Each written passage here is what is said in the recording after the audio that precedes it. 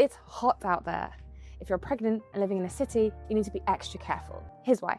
The very fabric of cities, all that concrete and metal, makes them hotter when temperatures rise. For pregnant people, the record-breaking heat waves that so many of us have been experiencing are just uncomfortable. They're also potentially dangerous. Pregnant people are more at risk of heat stroke, and the World Health Organization has linked extreme heat to still and premature births. But there are things cities can do to protect pregnant people in very hot weather. Someone who would know is Cassie Sunderland. I find it all incredibly energising and interesting to hear what cities are doing around the world on these things. Cassie works for Scene 40, a team of experts that works with cities around the world to help them respond to the climate crisis. We're certainly starting to see more and more cities responding with policies, programmes, services during times of extreme heat.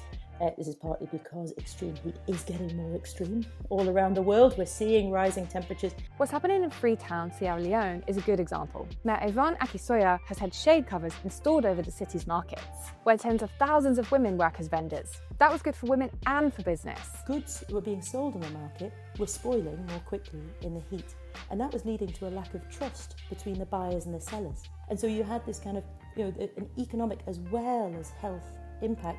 In Ahmedabad in India, where temperatures can climb to 45 degrees Celsius in the summer, the city has an extensive heat plan in place, with strategies like heat alerts to inform people living in the most vulnerable neighbourhoods. Rather than solely relying on technology, weather warnings are advertised on rickshaws that crisscross the city, giving everyone a chance to see it. Think you're fine because temperatures where you live don't get as high as they do in India? Think again. Here in London, our infrastructure starts to suffer when we start to get into the low 30s of Celsius. In some other cities, that will be low 40s. But actually, the actions that you would take are pretty similar. So what are those actions? Cassie mentions 3 key things. 1. Get the right info to those who need it most. 2. Make it easy for people to stay cool. For example, by creating accessible cooler spaces, or providing public transport that's still usable during high temperatures. And 3. Plan ahead. Some cities like Athens and Freetown now have a chief heat officer to protect their communities. Does your city do any of these things?